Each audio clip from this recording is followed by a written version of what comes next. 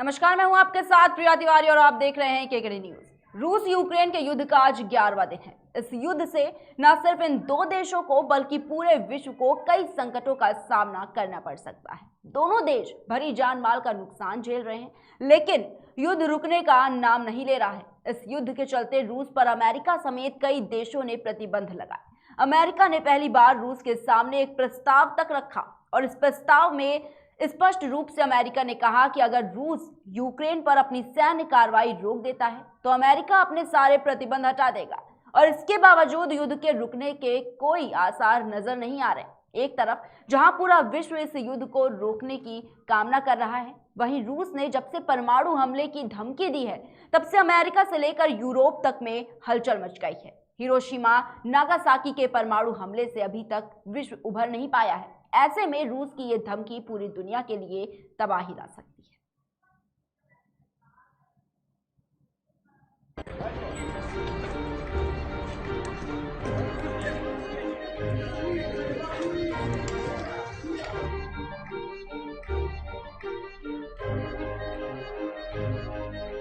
रूस और यूक्रेन की जंग में परमाणु युद्ध का खतरा अब और बढ़ता जा रहा है। हाल ही में रूस के विदेश मंत्री ने चेतावनी दी थी कि अगर न्यूक्लियर हथियारों के इस्तेमाल से तीसरा विश्व युद्ध छेड़ा गया तो वो पूरी दुनिया के लिए विनाशकारी होगा। यूक्रेन के खिलाफ युद्ध छेड़ने को लेकर रूस पर लगातार अंतर्राष्ट्रीय दबाव बनाया जा रहा है। उस पर कई तरह के प्रतिबंध लगाए गए हैं। ऐसे में रूस ने पीछे हटने के बजाय दुनिया को धमकाने की कोशिश की है। रूस ने दुनिया को तीसरे विश्व युद्ध की धमकी देते हुए परमाणु युद्ध छेड़ने की बात कही है। दरअसल रूस के विदेश मंत्री सेर्गेई लाव्रोव ने चेतावनी दी है कि अगर परमाणु हथियारों के इस्तेमाल से तीसरा विश्व युद्ध छेड़ा गया तो ये विनाशकारी होगा।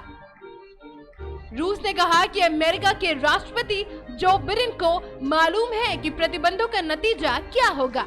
इससे ठीक बाद रूसी सेना की ओर से यूक्रेन के ज़ापोरिज़िया न्यूक्लियर पावर पॉइंट पर हमला किया है। ये यूरोप का सबसे बड़ा न्यूक्लियर पावर प्लांट है। रूस और यूक्रेन की जंग खतरनाक होती जा रही है। खबर है कि रूस ने यूक्रेन के ज़ापोरिज़िया न्यूक्लियर पावर प्लांट पर हमला करने के बाद कब्जा कर लिया है। इसके बाद अमेरिका से लेकर यूरोप तक बड़ी हलचल पैदा हो गई है। वहीं ब्रिटेन ने संयुक्त राष्ट्र सुरक्षा परिषद की इमरजेंसी मीटिंग बुलाई है। न्यूज एजेंसीज के मुताबिक रूस की सेना ने ज़ापोरिज़िया न्यूक्लियर पावर प्लांट को अपने कब्जे में ले लिया है।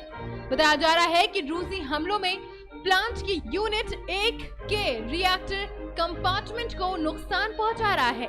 हालांकि खतरे की बात नहीं है, ये नॉर्मल लेवल रेडिएशन है, कहना अधिकारियों का है। इससे पहले यूक्रेन के विदेशी मंत्री डेमित्रो कुलेबा ने ट्वीट कर दावा किया था कि रूस की ओर से लगातार ज़ापोरिज़िया प्लांट पर हमले किए जा रहे हैं, जो यूरोप का सबसे बड़ा न्यूक्लियर पावर प्लांट है। धुआं उठ रहा है। अगर यहाँ धमाका होता है तो ये चेरनोबिल में हुए हादसे से भी 10 गुना ज्यादा बड़ा हादसा होगा। उन्होंने रूस के सीज फायर करने की अपील की है। पावर प्लांट के हमले की खबर सामने आने के बाद अमेरिका से लेकर यूरोप तक बड़ी हलचल है। अमेरिकी राष्ट्रपति जो बिडेन और ब्रिटेन के प्रधानमंत्री बोरिस जॉनसन ने यूक्रेन के राष्ट्रपति वोलोदिमीर ज़ेलेंस्की से बातचीत की है। बोरिस जॉनसन ने ज़ेलेंस्की से कहा कि वो इस मसले पर कुछ ही घंटों में यूएनएससी की इमरजेंसी मीटिंग बुलाएंगे। ज़ापोरिज़िया न्यूक्लियर पावर प्लांट में 6 परमाणु रिएक्टर्स हैं, जो यूरोप के सबसे बड़ा और दुनिया में 9वें नंबर का प्लांट है। दावा है कि रूस इस पर मोटर्स और आरपीजी के साथ हमला कर रहा है। इस हमले के बाद इंटरनेशनल एटॉमिक एजेंसीज भी अलर्ट हो गई हैं। IAEA ने ट्वीट कर बताया है कि उसे यूक्रेन ने जानकारी दी है कि रेडिएशन का खतरा नहीं है। राष्ट्रपति ज़ेलेंस्की ने ऑफिस में एक अधिकारी ने नाम न जाहिर करने की शर्त पर बताया कि अभी तक रिएक्टर्स को नुकसान नहीं हुआ है और रेडिएशन लेवल भी नॉर्मल है। ज़पोरिज़िया पावर प्लांट पर हमला एक बड़ी तबाही ला सकता है। यूक्रेन के राष्ट्रपति जेलेंस्की ने कहा कि रूस लगातार परमाणु हमले की धमकी दे रहा है, लेकिन अब ये धमकी नहीं है, ये हकीकत है। हमें पता है कि न्यूक्लियर पावर प्लांट की आग कब बुझेगी। हमें नहीं पता कि धमाका होगा भी या नहीं। अगर ऐसा हुआ तो इसे कैलकुलेट भी नहीं किया जा सकता।